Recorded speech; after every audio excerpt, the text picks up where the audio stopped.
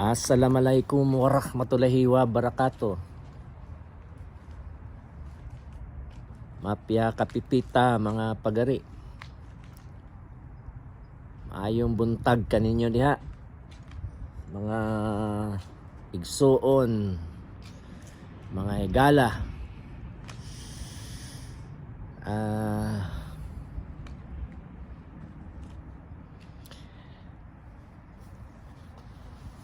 Wa gyoy paghinulsol o wa gyoy kaulaw ang presidente dari. Og ang mga kaubanan niya, mga Nazi, mga guns, mga conquistadores. Ayun. Kuan man na anang pang kay nag successful man grasya sa Ginoo ang No Kings protest. So karon divert niya ang attention sa Iran, perting luoya sa Iran ug Gaza. Kay kuan man nang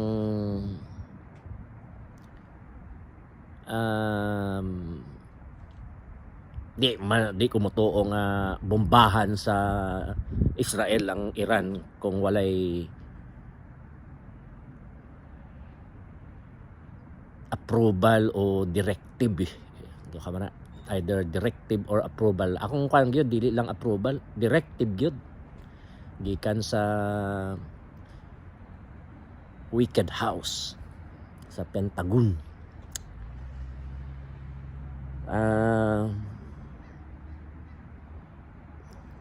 Perting luoy ang mga igsoon nato nga mga Muslim.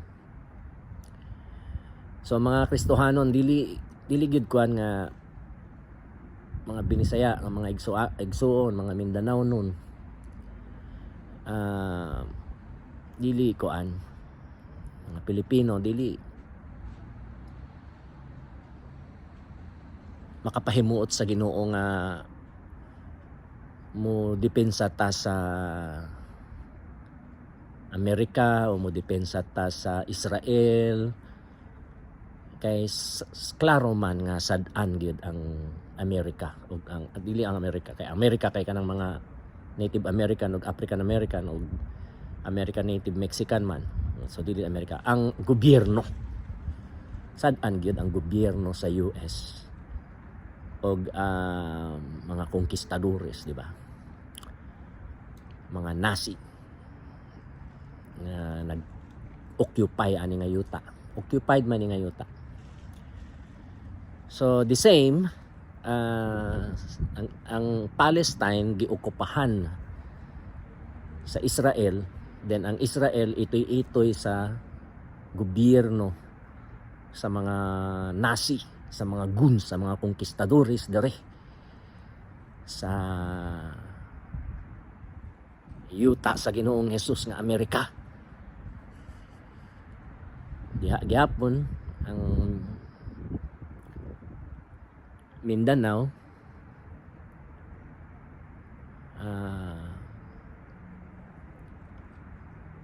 giokupahan gihapon, di ba? Giokupahan gihapon. West Papua the same. So mga igsuon nga taga Mindanao ang kuonon gyud nato nga mga kaliwat ta sa mga anang systemic genocider, systemic land grabber. Kay magkuan man ta nga, akong ginikanan gipalit man nila ni. Gipalit lagi nila pero parte siya sa systemic land grabbing, systemic occupation o systemic genocide. And naapag systemic apartheid nga government sponsored. So again, silang Tatay Digong, silang Inday Sara, silang Paulo, silang Basti, silang ang Duterte family, kinahanglan yapon mo ang kunana, di ba? Ang ilang mga kagikan, systemic genociders and systemic land grabbers, systemic occupiers. Then grabe ang kuan niya nga gipampusil niya, no? More than 2,000 or maybe more than 3,000 nga mga Dabawenyo, Mindanao nun. Apil ang mga street kids before sa panahon nga mayor siya kaniadto, before siya nahimong presidente. So mga igsoon, dili pwede nga Kristohanon ta, pero daw buta nga dili ta mo acknowledge ana. So we have to acknowledge sin, we have to call out sin. So that's why ingon gud sa Ginoo, kasukan kamo sa tanan, di ba? Dumtan kamo sa tanan. Mateo 10:22. If I am not mistaken. Mateo 10:22. That's why karon wala dugay-dugay na wala ko naka-istorya sa mga igsoon nato, mga Tagalog. Busy man kay diri sa Amerika. Grabe. Then ang mga igsoon, dili lang kun nila mahakuan sa protection sa Ginoo gyud, no? Nga buhi pa ko hangtod karon. Pero inadlaw gyud ang harassment, mga igsoon. Inadlaw gyud ang agitation. Inadlaw gyud ang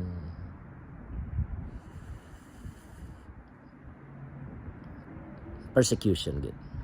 Pero dili sila makadiretso kan. Pero mao na siya. Dayon ko ang good. Akong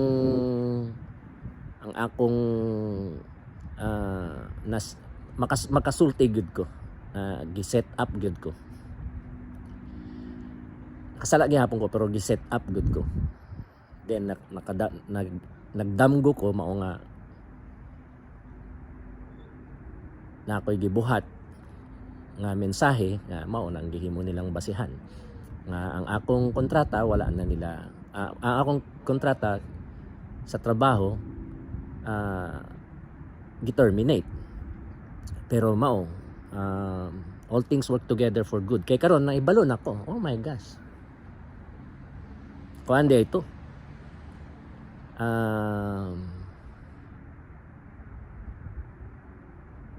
Systemic lagi. Systemic harassment. Systemic harassment di ay itong gihimo nila. Habi na ko mga amigo na ko sila. Gi-expose sila sa Ginoo, mga igsoon. Now, naay special grace para sa mga tumutuo sa Ginoong Jesucristo. Naay common grace nga para sa tanan, both tumutuo o dili tumutuo. So naay common grace gyud, mga igsoon. So kaning magsalig ta sa special grace kay mahitungod sa special grace, luwas ta og dili gyud mawala forever and ever ang atong kaluwasan. Pero at the same time magsalig gihapon ta sa common grace nga asa mga non-believer ginatagaan sila sa Ginoo og common grace. So parehas karon, di ba? Buhi pa ko.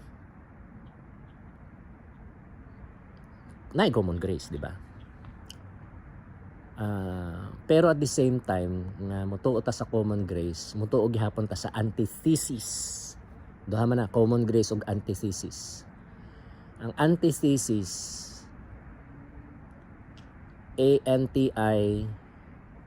thesis.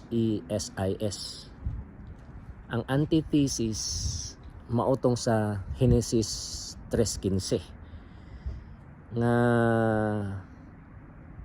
magbutang ang Ginoo og pagdumot between sa babae ug sa bitin,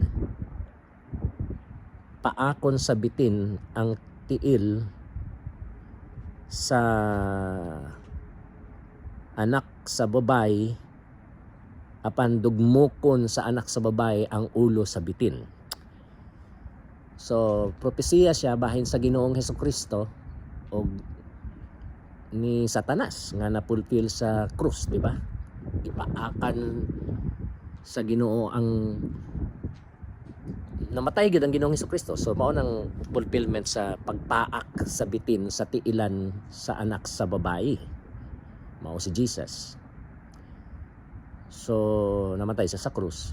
Pero pinaagi sa kamatayan sa Ginoong Hesukristo sa krus, gidugmok niya ang ulo sa bitin. So napildi na si Satanas.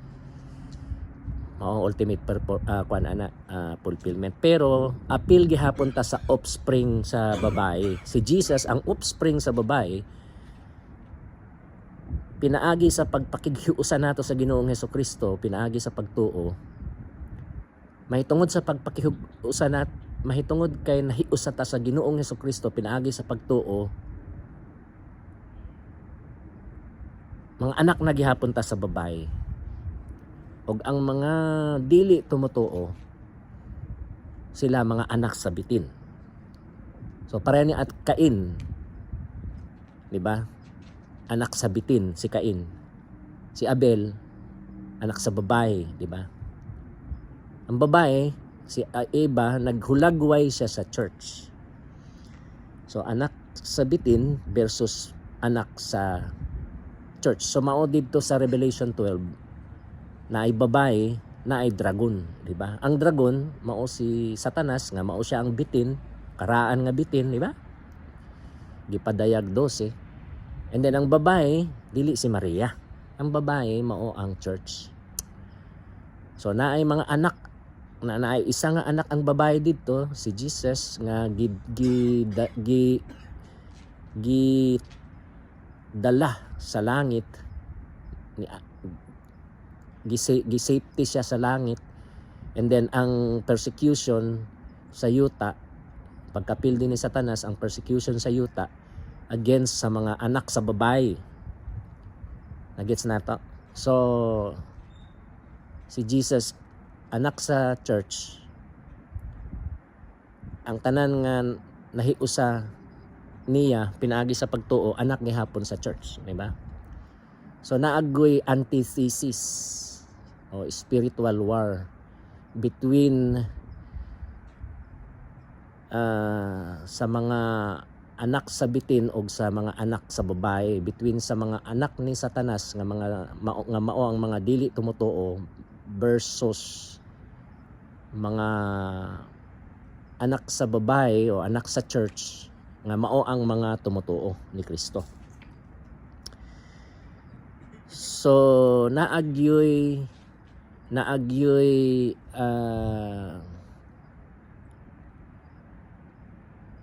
enmity, pagdumot. And then nag-ingon ang Ginoo lagi sa Mateo 10:22, dumtan kamo sa tanan, di ba? Mahitungod daw sa Ginoong Hesukristo, mahitungod kay mga disipulos ta sa Ginoong Hesukristo, dumtan daw ta sa tanan. Pero mao lagi i-balance siya sa common grace. So as mao nga magwali gid ta sa maayong balita, kay magserbisyo ta sa mga non-believers, magserbisyo ta sa dakbayan, sa sosyedad. Kay na may common grace, di ba? Gamiton man ta sa Ginoo para maipaambit sa ilaha ang common grace sa Ginoo. The more ta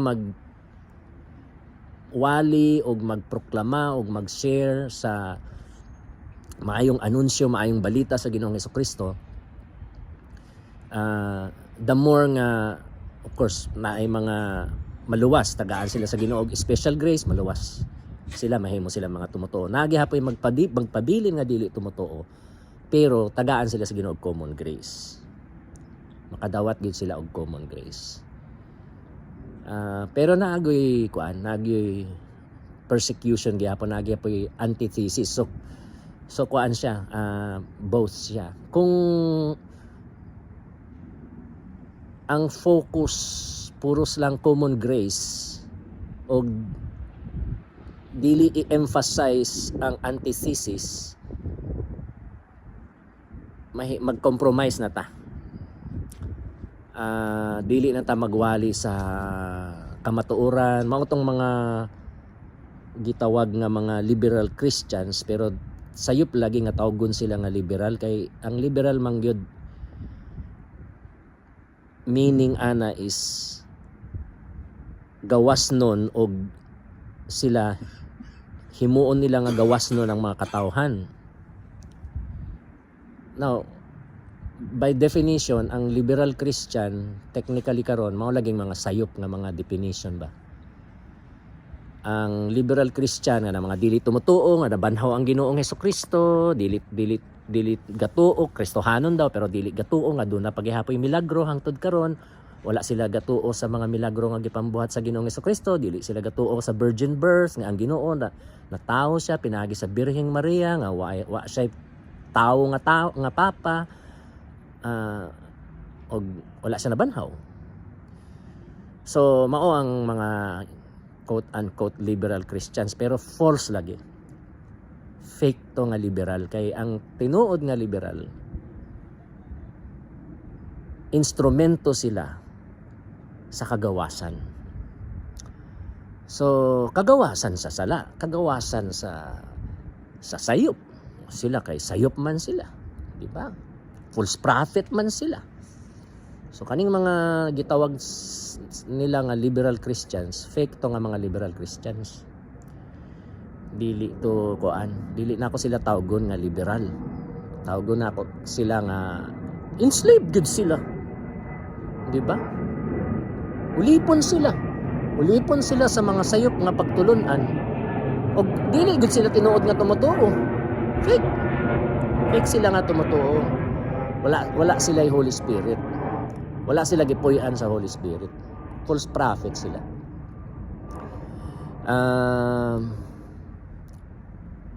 Pero mauto sila ang mga Kristohanon, ang mga dili gatuo sa virgin birth, dili gatuo sa mga milagro nga gibuhat sa Ginoong Hesukristo, dili gatuo nga nabanhaw ang Ginoong Hesukristo, etc. Mao sila ang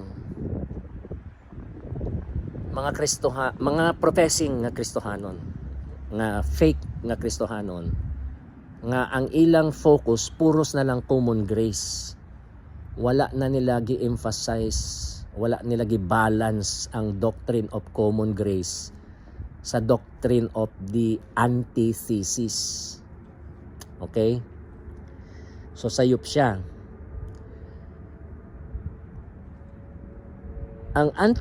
Kung dito na pud ka sa pikas nga mo emphasize ka sa antithesis, mao na imong emphasis, antithesis. Pero dili na nimo gina-emphasize ang common grace, may mo kang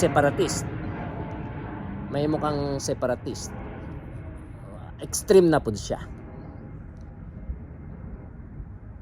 Maotong mga King James only, nana. Kay dili gatuo sa kuan, sa common grace ba?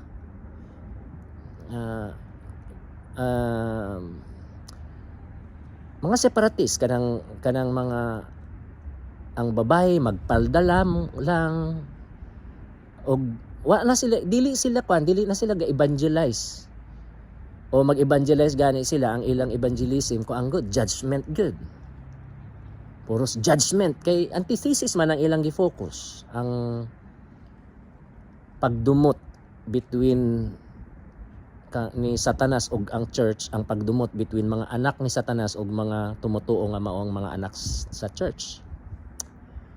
So that's another extreme nga likayan nato. Dapat i-balance nato both ang doctrine of common grace ug ang doctrine of the antithesis. Then kanang mga ang emphasis puros lang kuan antithesis o menos o wala sila emphasis, either menos o wala sila emphasis sa common grace. Kulang sila sa kuan kanang kulang sila sa ministry sa mga kabus, sa mga kanang Matthew 25 nga ministry ba, sa mga gigutom, sa mga giuhaw, sa mga way sanina, sa mga gipreso, sa mga nagdaot, etc.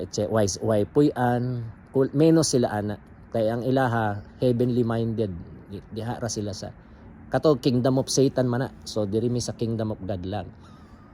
Pero gipadala man ta sa Ginoo, di ba? I'm sending you as Mateo just gihapon, di ba? I'm sending you as sheep among wolves. Kamo akong ginapadala ingon nga mga karniro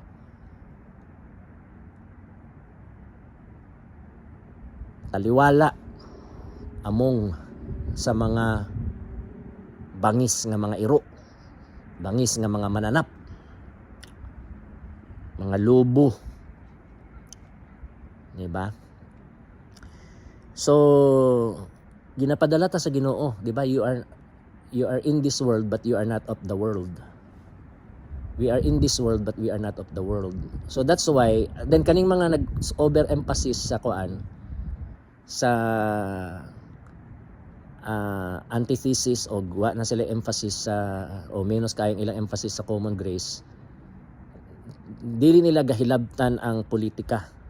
Wa sila pakialam sa politika, wa sila pakialam sa mga butang bahin sa nasod, bahin sa dakbayan, basta sila church lang. Church lang mi, kingdom of God, maura. So dili gihapon sila ga-emphasize nga kinahanglan mag-eskwela ta, magkugit ta, magnegosyo ta, magtrabaho ta. Pero kana laging maayo nga trabaho, dili ka nang binuang di ba? Kuan kayo kung sino kayo kung nawong ba. Anyway, okay ra na. Basta nagka-istorya ta. Kay gikan ko sa pagkatulog ng gabi na. Natulog ko hapon, nasobrahan. Kay nag-enjoy man ko. Sabado man dere. Anyway, so both ta. Pero parehong ko ano kung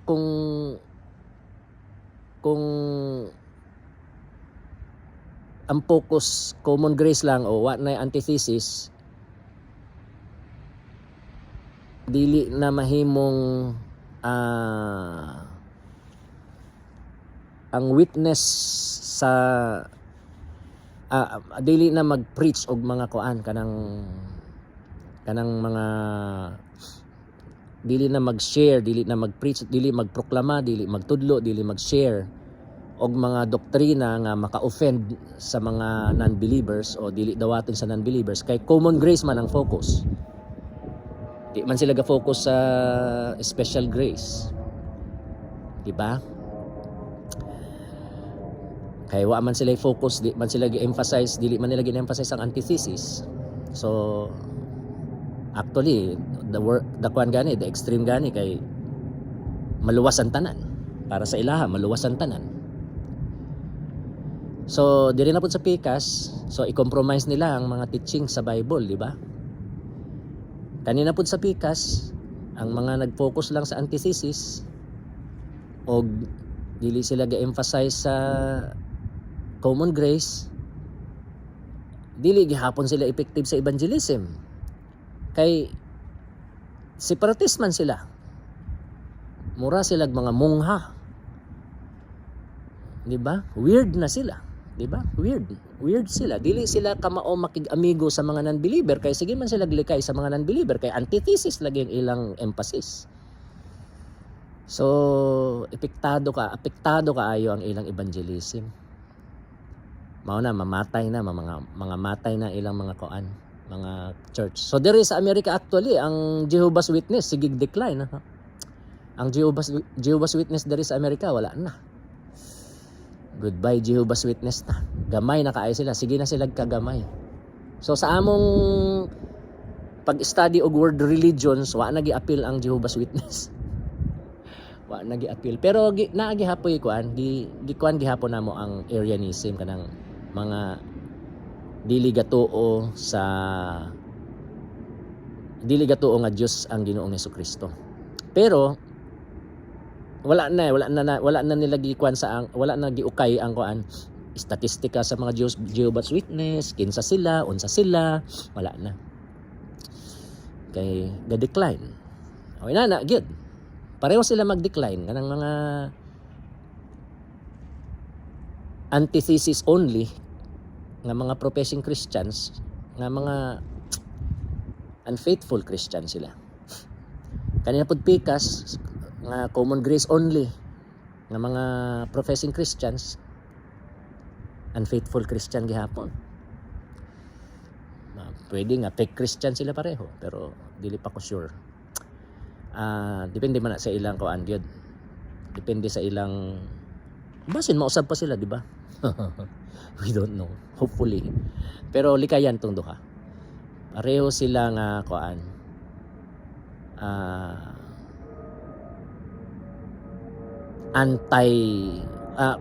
Pareho sila nga dili effective sa evangelism. Pareho sila nga kulang kaayo sa prutas sa evangelism. So mao nga magsigig kagamay ang ilang churches and naay spirit of death sa ilang mga church. Kung mag-attend ka og church nila naay spirit of death. Dili sila gusto sa mga pareho nato nga ga-flow gyud sa anointing og sa mga gasa sa Holy Spirit, dili sila ganahan. So dari sa Amerika mao na daghan kay na sila. So 80% sa mga ebangheliko dere ga support gihapon sa ilang Nazi nga presidente. Grabe sila. So mga igsuon, gitawag gyud ta sa Ginoo nga magmatinud-anon sa iyang pulong, and importante ang pag-balance nato sa common grace o sa antithesis. Pareho gyud, dili ta mo emphasize sa isa lamang. Dapat kita common grace and antithesis together. Bisag kuan siya, bisag murag conflicting siya. So banabanaon pa ninyo na ang mga doktrina, importante kaayo na para healthy Christians ta og mahimo gihapon tang fruitful and productive Christians, multiplying Christians. Kay mo multiply man ta, di ba? And mao lagi sa pag-multiply nato mahitungod kay na. So naay common grace, which salamat sa Ginoo kay pwede gihapon ta makig amigo, makigtrabaho, makigtrabaho,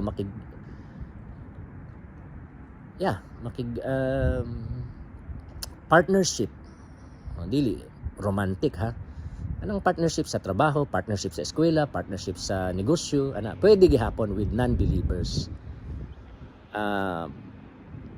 But at the same time, remember the antithesis, di ba? So, ang kuan sa antithesis is siran nimo sa gospel ang imong non-believer nga amigo. Siran nimo sa gospel ang imong non-believer nga mga classmate, mga katrabaho, di ba? Pero gamit ta og wisdom. So,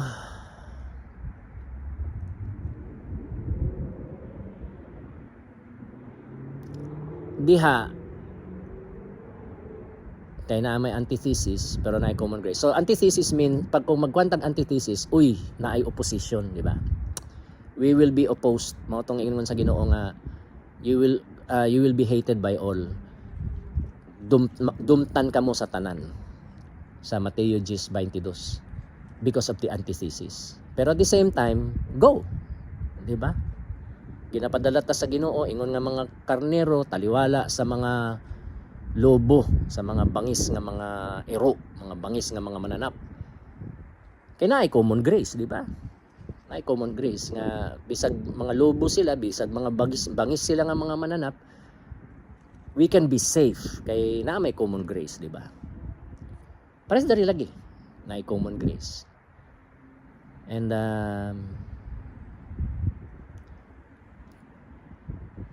kung walay common grace, maghilom ta. Mao lagi mahimong separatist, di ba? Maghilom ta, pero dili man pwede nga maghilom ta. So bahin sa dynamics diha, ang mga Duterte genocider gyud, no? And nagoy kwarta na gyud. Ang drama ra na kanang kwan, kanang way kwarta, pobre ana, drama ra to mga igsuon. Nagoy money involved, power involved. So ang connection with China, connection with Russia, so isa sa mga Duterte gusto sa Ruso o sa diktador sa Ruso o diktador sa China, gusto nga mahimong ang isa sa mga Duterte mahimong diktador sa Pilipinas. O kadang mga genocide, mga inana, pangkuan, panghadlok. And then kaniadto paunta lagi si Noynoy Aquino, Commission on Human Rights pa man si kuan kaniadto. Si kuan na siya karon, congresswoman na ba siya karon? Laila de Lima. Then Department of Justice, di ba? Pero wa nila gikuan ba? Wa nila gikuan si Tatay Digo. Wala nila gi-prosecute kay political expediency na pod mga igsuon. Kay gusto nila ang boto sa Mindanao. And then nahibalo man ta na adiha sa Mindanao ang dako kaayo nga kawat sa balota. Di ba? Na adiha sa Mindanao ang dako kaayo nga kawat sa balota.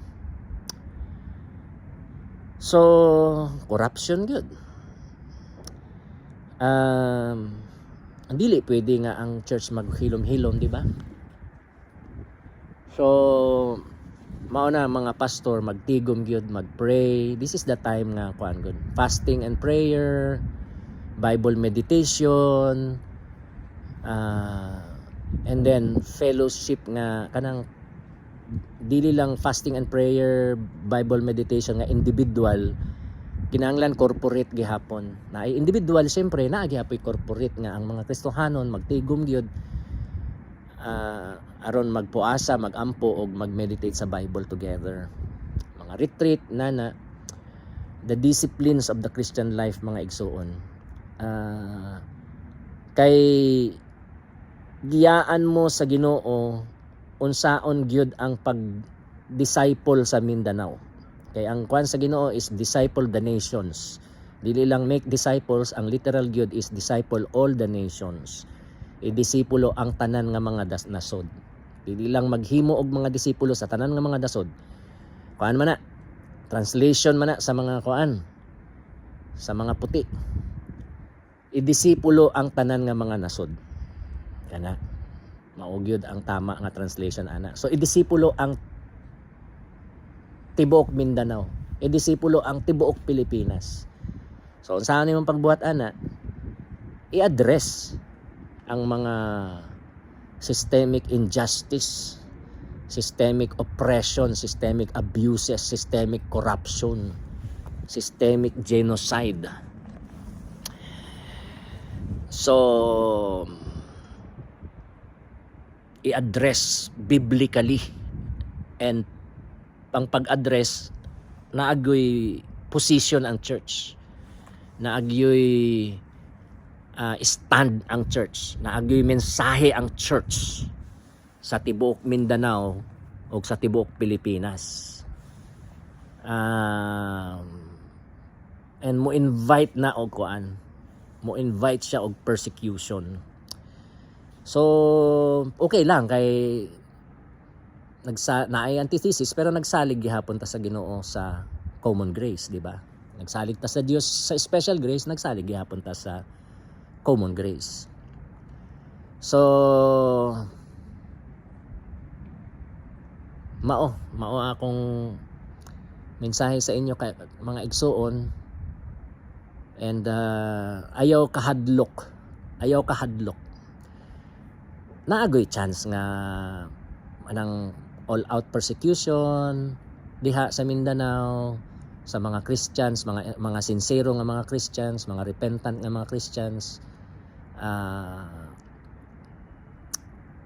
violence, martyrdom, posible kay na, pero mao lagi di ba, andam na ta og kita nagpasan sa atong mga silya elektrika og naghawid ta sa atong mga lethal injector. So mag-ampo na pud ta mga igsuon, and I hope nakatabang ko kaninyo, naapa daghan pa tayo tun-an, bahin excited ko no. Pero istoryahan gyapon ako mga Tagalog, perting luoyan ang mga Tagalog. I love you all. Mag-ampo ta Ginoo, salamat o Dios. We dedicate to you ang among pinangga nga Mindanao. God Almighty, heal the land, forgive ang mga genocide nga nahitabo diha sa Mindanao, land grabbing nga nahitabo diha sa Mindanao. Pasayloa ang mga sala sa nangagi, pasayloa ang mga sala nga present sa karon, og pasaylo ang mga sala sa future gihapon. And nagaampo ako Lord sa pangalan sa Ginoong Hesus. Nagaampo kami Ginoo sa pangalan sa Ginoong Hesukristo. Tabangi kami nga mga Kristohanon, tabangi ang mga igsuon namo diha sa igsuon nako diha sa Mindanao Ginoo nga mag prayer and fasting, magpuasa gyud, mag Bible meditation individually o corporately together diha sa Mindanao Lord God, and nga ma-focus ang mga pastor, mga elders, mga Christian nga mga repentant, sincero og repentant Lord God, nga mag-focus sa pagdisipulo sa tibuok Mindanao og pagdisipulo sa tibuok Pilipinas. And mo take authority kami Ginoo. And I remember Lord, na ako ma-memorize na, pero I remember sa kolehiyo pa ko, and then karon na pod nga panahon, you remind me of Jeremiah chapter 1 man tingali to Lord, the calling of Jeremiah nga gamitin nimo kami aron muibot og magtanom, mudaot og magtukod. Lord, gamita Lord God ang mga katawhan nimo sa Mindanao, and I pray right now in the name of Jesus nga proteksyonan nimo sila, i-cover nimo silang tanan pinaagi sa dugo ni Kristo. Lord, ubanan sila sa mga anghel, proteksyonan sila sa mga anghel. Anghel ang mahimo nilang mga anghel ang mahimo nilang mga gwardiya Ginoo, mo manifest ang kingdom of God sa ilang mga kinabuhi, sa ilang mga pamilya. And then mapuno sila sa Espiritu Santo matag adlaw Ginoo, mapuno sila sa gahom sa Espiritu Santo, mapuno sila sa mga gasa sa Espiritu Santo. Ang mga nagdaot Lord God, physically, mentally, emotionally, socially, in every area, in every aspect of life, I pray for healing and wholeness in the name of Jesus. Kaayuhan Lord God, 100% nga kaayuhan para sa ilaha in the name of Jesus. And then wholeness Lord God, mahimo silang tibuok, masinati nila ang shalom sa ilang mga personal nga kinabuhi og sa ilang mga pamilya og sa ilang mga dakbayan sa tibuok Mindanao, tibuok Pilipinas Lord God, in the name of Jesus. In the name of Jesus, himuni mo silang gawasnon gihapon Lord sa mga droga Lord God, sa mga sala Lord God, sa mga addiction Lord God, sa lust Lord God, immoralidad Lord God, in the name of Jesus. Mahimo silang gawasnon sa immoralidad Lord God, and mahimo silang hinlo o gawasnon Lord God sa tanan nga mga sala og sa tanan nga mga yawa Lord God, in the name of Jesus Lord God, in the name of Jesus. Fill them, cleanse them Lord God with the Holy Spirit Lord God, and with fire in the name of Jesus. In the name of Jesus Lord. Hallelujah, hallelujah, hallelujah. Madaghan Lord ang mga maluwas diha sa Mindanao, daghan ang maluwas sa tibuok Pilipinas Lord God. Daghan ang mahimong mga disipulo ni Kristo diha sa Mindanao, daghan ang mahimong mga disipulo ni Kristo sa tibuok Pilipinas. And then Lord, giampon namo ang mga si Tatay Digong, sila Inday Sara, silang Basti, silang Paulo, Lord God, mga Duterte nga palangga gid namo sila, Lord. God Almighty, luwasa sila Ginoo, luwasa sila Ginoo, and then tagai ang Mindanao, Lord God, og mga matarong, mga tumutuo og mga matarong nga mga politiko og mga civil servant, Lord God, in the name of Jesus. Lord, we remember ang teaching nimo sa Book of Isaiah nga ang mga daotan nga mga politiko, mga daotan nga opisyal sa gobyerno, mga daotan nga mga husgado, mga daotan nga mga pulis ug mga daotan nga mga sundalo, Lord God, they are a form of judgment upon the nation, Lord God. So ang Mindanao under judgment, ang Pilipinas under judgment, kay daotan man gihapon, Lord, si Presidente Bongbong Marcos. And Lord, we pray also sa mga Marcos nga mahimo silang mga tumutuo, mahimo silang mga disipulo ni Kristo, og iuli gyud nila ang mga gikawat nga mga kwarta sa Pilipino nga gitago nila hangtod karon, especially dito sa Switzerland. The same thing sa kang Tatay Digong, silang Inday Sara, silang Pauli, silang Baste, og ang tibuok Duterte family. We pray nga maluwas sila, Lord God, og mahimo silang mga disipulos sa Ginoong Hesukristo. Himuon nimo sila nga gawasnon, Lord God, sa espiritu sa patay, Lord, in the name of Jesus. Sa mga demonyo sa patay, Lord God, in the name of Jesus, Lord. Imuni mo sila nga gawas ng bungkagon nimo, Lord, ang mga stronghold sa patay, Lord God, sa ilang mga kasing-kasing hunahuna og sa tibok nilang pagkatawo, Ginoo. In the name of Jesus, Lord God. The same thing, Lord, sa corruption, Lord God. Kawat, Lord God. In the name of Jesus. Mga demonyo sa kawat, Lord God. In the name of Jesus, Lord God, himuon nimong gawas nun ang tibuok Duterte family, Lord God. Apil na gyapon ng Marcos family, Lord. And Marcos Araneta family. And himuon nimo gihapon, Lord, ang pinangga namo nga Tatay Digong, Inday Sara, Paulo Baste, ang tibuok Duterte family, Lord God, na mahimo silang gawas nun, Lord, sa dautan, Lord, nga si Xi Jinping o si Putin, Lord God, nga putlon nimo, Lord God, ang connection nila sa kang Putin o kang Xi Jinping, Lord God, in the name of Jesus. Putlon nimo ang connection nila sa Communist Party sa China o sa komunista nga gobyerno, Lord God, sa Ruso o sa uban pa, Lord. Mapil na ang mga uban pa nga mga diktador, Lord God, nga konektado sila, Lord. Putlon nimo ang mauma nga mga koneksyon, dili na sila mahimong konektado sa komunista nga gobyerno sa China, Ruso ug uban pa. Og Ginoo, proteksyonan nimo sila pinaagi sa dugo sa Ginoong Hesukristo. Proteksyonan nimo sila, Ginoo. Ikaw gyud ang maghimo og paagi, Lord God, sa pangalan sa Ginoong Hesukristo. And oh God, salamat kaayo, Lord. Salamat kaayo. We pray Psalm 91 over them, Lord God, sa mga Duterte, Lord God, in the name of Jesus. And nga 100% nga ikaw gyud ang magaprotect sa ilaha. And mahimo sila mga tumutuo aron maproteksyonan sila sa dugo sa Ginoong Hesukristo, og maproteksyonan sila sa imong mga anghel, og mapuy-an sila, og mapuno sila sa Espiritu Santo. Mahimo silang membro, Lord, sa imong pamilya sa church.